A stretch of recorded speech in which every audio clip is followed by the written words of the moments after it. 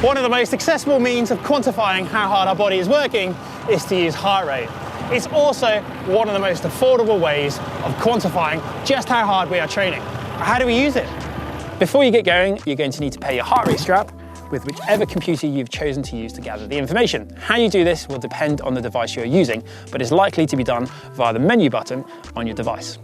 Once you've done that, you then need to set up the screen on that device, otherwise known as data fields. I like to go for instant heart rate, so you can see your current intensity, your average heart rate for the lap, so you know that the interval you're working towards and what intensity that is, and then overall average. That's more for a curiosity reason than anything else. Once you've done this, you're ready to start gathering the information from training to heart rate.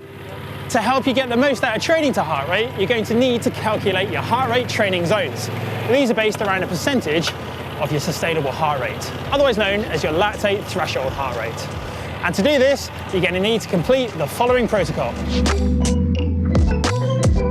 To set up your zones, warm up well, then ride flat out for 30 minutes. Take the latter 20-minute heart rate average. This is known as your lactate threshold heart rate. Now you know these numbers, you can calculate your training zones based on this number. And from that, you can use the data to track your fitness via an online diary. You can quantify how hard each ride is, how much time you spent in each zone. You can be as geeky as you like about the analysis.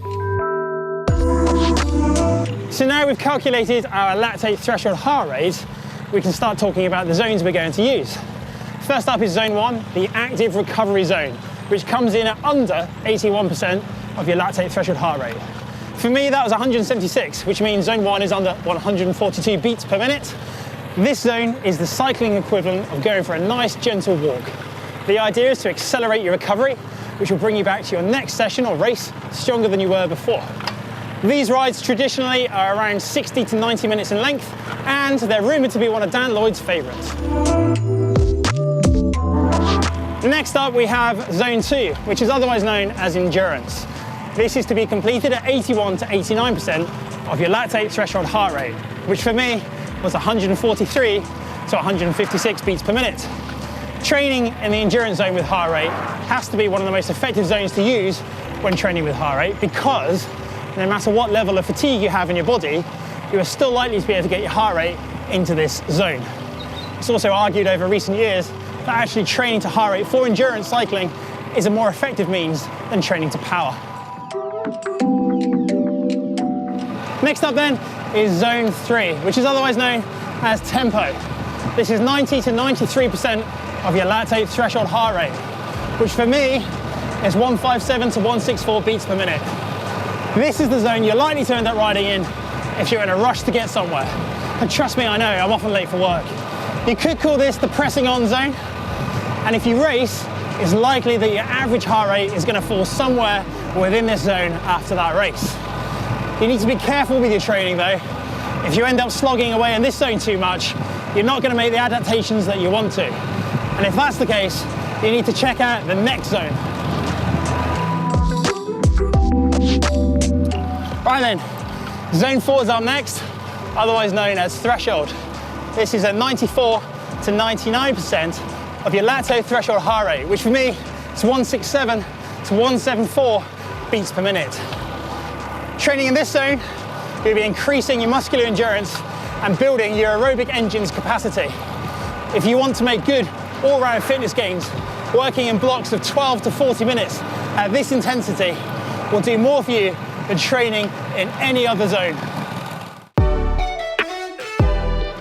We're now on to Zone 5, 100 to 106% of a lactate threshold heart rate, which for me is 175 to 179 beats per minute. Training above your threshold or your aerobic capacity is only sustainable in short periods, around 4 to 8 minutes for these intervals, with a similar length recovery. Equally, you could include the lower end of this zone in some of your Zone 4 work, creating an over-under style interval where you dip in and out of each zone. On to the final zone now, Zone 6, which is otherwise known as the anaerobic zone.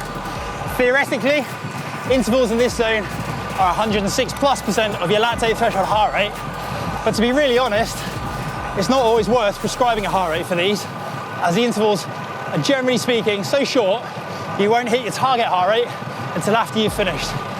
Instead, you just commit completely to the effort.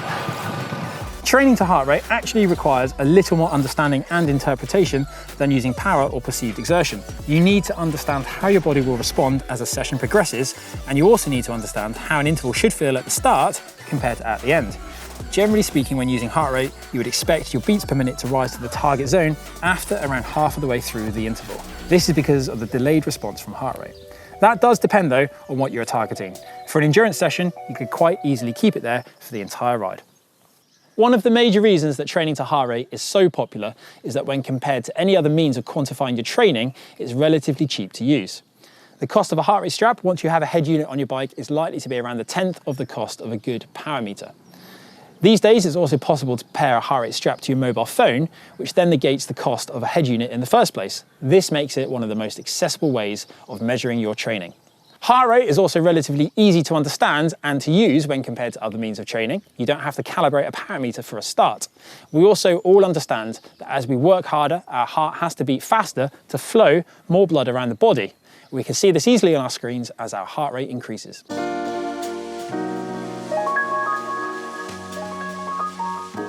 So what can training to heart rate tell us? Well, for a start, the instant heart rate numbers that we see on our screen are a direct reflection of the effort that our body is currently enduring. We can then use the zones calculations to work out the training stress that our body is currently under. You can do this over one ride or over a period of weeks.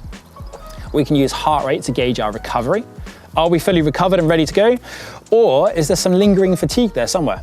Whilst we're talking about fatigue, you can use your heart rate to gauge if you're better taking the day off to fully recover for the next session. And then finally, and this is a big one for me, you can use heart rate to tell the first early signs of illness. You will generally see this by a heart rate which differentiates from something that you'd normally expect to see on your screen, likely to be higher than normal. In the era of the power meter, is training to heart rate still effective?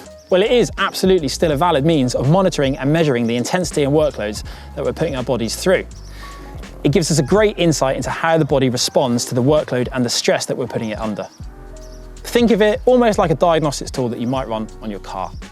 Further tips for when using heart rate are as follows. There are certain influences that we need to be aware of. Watch out for caffeine intake and your hydration levels. Both of these can cause your heart to work harder and beat faster. Temperature, fatigue, motivation, altitude, these all have a visible influence on how your heart has to beat and have an effect on how your heart rate fluctuates. And generally speaking, the first recognizable change will be that your heart rate increases, especially if you've had caffeine, you're hot, dehydrated, or extremely motivated. If, however, you are cold or tired, then you would expect to see a lower heart rate than normal. That doesn't mean you can't train, it just means that you need to manage your expectations for the workout and aim towards the lower end of prescribed zones. And one final thing to point out is that everybody responds differently to external factors when it comes to heart rate. Just because your heart rate drops in the cold, it doesn't mean that the person next to you will be experiencing the same. So now we know the background information, how do we train with heart rate? Well, similar to other forms of training, you use it to work towards targets based on your zones and goals that you have for that day. If you haven't already done so, you should really consider to create a training plan to help you get the most out of your cycling. You may have heard us talking about workouts and sessions on the channel before. You can now use these alongside your heart rate to help take your cycling fitness to a level that you haven't yet reached. If you enjoyed this video, give us a big thumbs up. And if you'd like to learn more about heart health with Cy, click over here. And for videos on training, click over here.